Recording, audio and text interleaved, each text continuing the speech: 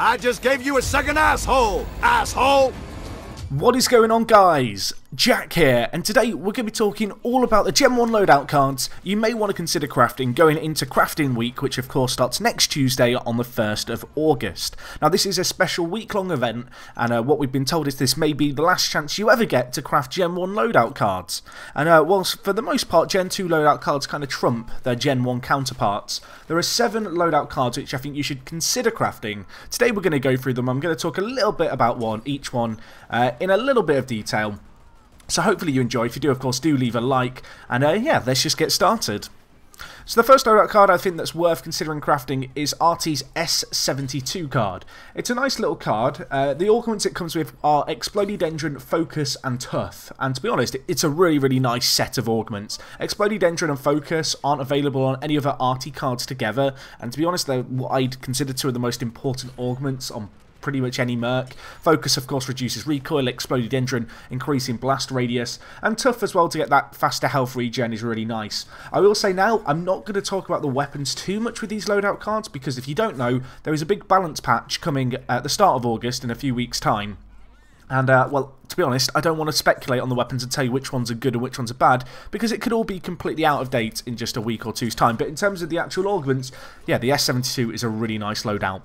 So the second Gen 1 loadout I want to talk about today is Bushwhacker's BL71.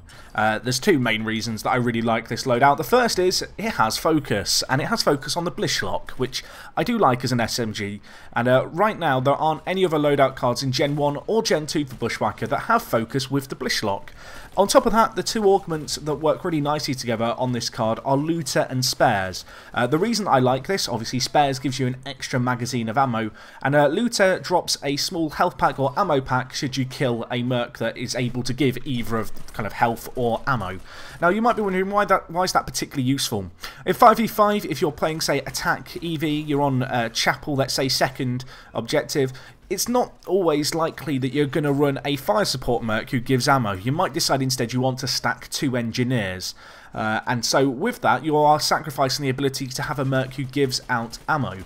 So having a Bushwhacker who is capable of producing some ammo and health packs for your team, and additionally having an extra magazine of ammo to start, is kind of useful on Bushwhacker, and is something that may be worth considering as a loadout card, particularly if you do play with a few friends in ranked, and you know, you don't always run that fire support merc when playing on attack. So the third of these loadouts I want to talk about is Fragger's M93. A bit of a classic. It's always been one of the stronger loadout cards. It was at launch, certainly.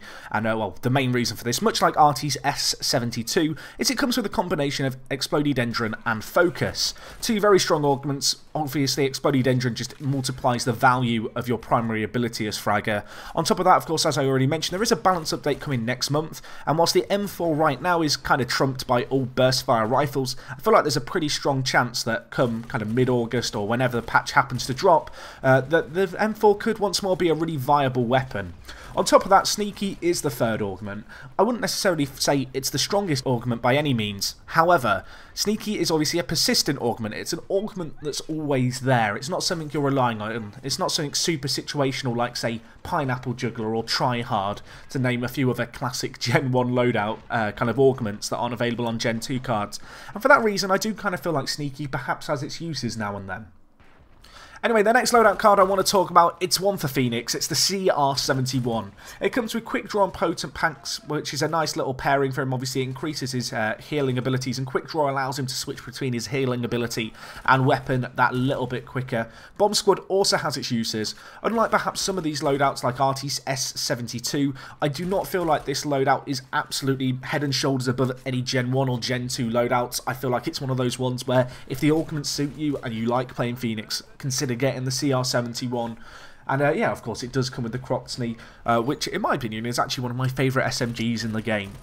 So the fifth loadout card I have in my list today is for REDEYE, and it's the G41.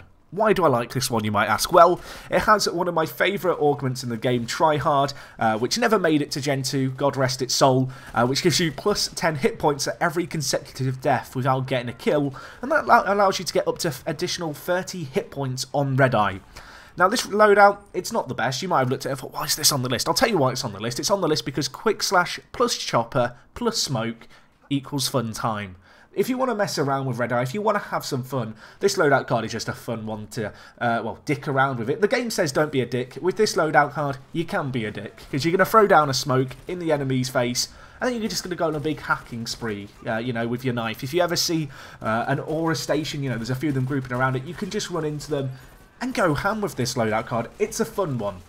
And for that reason alone, I think it's worth considering adding to your arsenal of loadout cards. So the penultimate loadout card I want to talk about is the one that on this list I'd honestly say is just the best one to go for. If you're sat thinking, you know, I want to get a really useful loadout card, which is probably always going to be one of the best, and well, for that, you want the Sawbone CR42. It's, in my opinion, his best loadout card. It has drilled and focus, which is fantastic for a combat medic.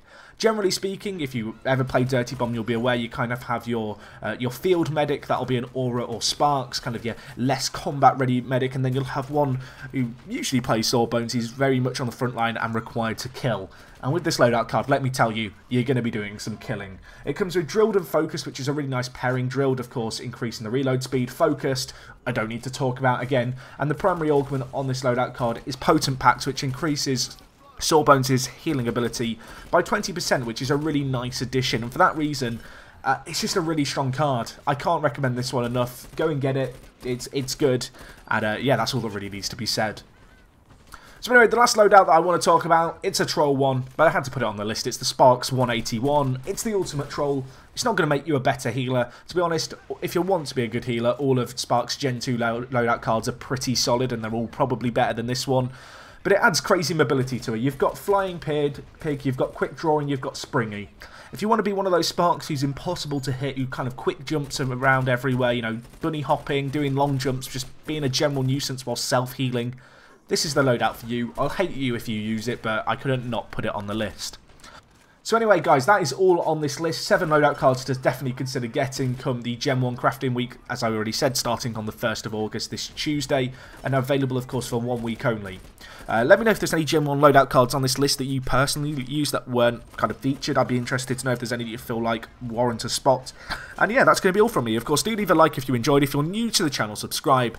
And other than that, thank you so much for watching as always. It is me, Jack, and I will talk to you guys in a bit. I'm out.